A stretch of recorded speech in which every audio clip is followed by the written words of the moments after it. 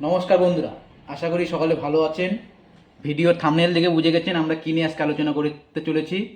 আজকের আমাদের আলোচনা বিষয় হচ্ছে ধ্রুবজ্যোতি দা, ডিওয়াইএফআই রাজ্য সম্পাদক ধ্রুবজ্যোতি দা যেভাবে আপনাদের খড়গ্রাম বিধানসভা, বুঝতে পারলেন, খড়গ্রাম বিধানসভাতে যেভাবে ভোটে বলতে পারা যায় এটা প্রায় জনসংযোগ করে চলেছেন। হ্যাঁ, তো আশা করা যাক যে সেখান থেকে দাঁড়াতে চলেছেন আমাদের ধ্রুবজ্যোতি দা।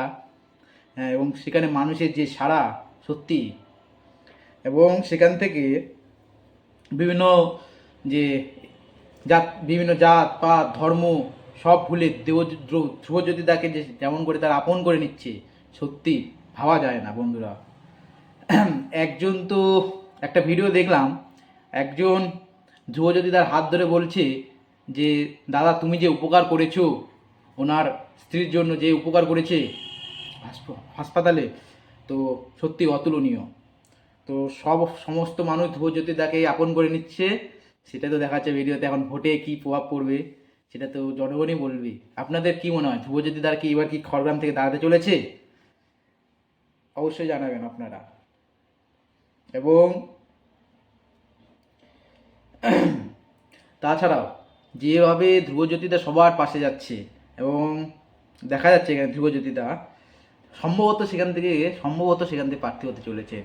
কারণ যেভাবে মাটি কামড়ে এবং আগলে ওখানে পড়ে আছে ধ্রুবজ্যোতিদা দিনের পর দিন, এবং জনসংযোগ করছে, অর্থ সংগ্রহ করছে, এ থেকে হয়তো একটা ধারণা করা যেতে পারে যে ধ্রুবজ্যোতিদা সেখান থেকে দাঁড়াতে পারে। এবং বিভিন্ন ধর্মের মানুষ, কোনো ভেদাভেদ নেই, সবাই ধ্রুবজ্যোতিদাকে আপন করে নিচ্ছে। সবাই জানে এটা ডিওয়াইএফআই রাজ্য সম্পাদক। সত্যি ধ্রুবজ্যোতি দাস তাকে, আমরা তাকে ধ্রুবদা বলে ডাকি। খুবই ভালো এবং আনন্দিত লাগছে যে ধ্রুবজ্যোতি দা যদি এই খড়গ্রাম থেকে যদি দাঁড়ায়, সত্যি কিন্তু একটি মানে ভালো বল হতে চলেছে ধ্রুবজ্যোতি দা। তাছাড়াও আরেকটা ভিডিও আসছে, আপনারা সেটা পাবেন, এবং এই ভিডিও ক্লিপটা আমি আপনাকে দিচ্ছি যে কীভাবে ধ্রুবজ্যোতি দা সবার সাথে জনসংযোগ করছে, দেখবেন।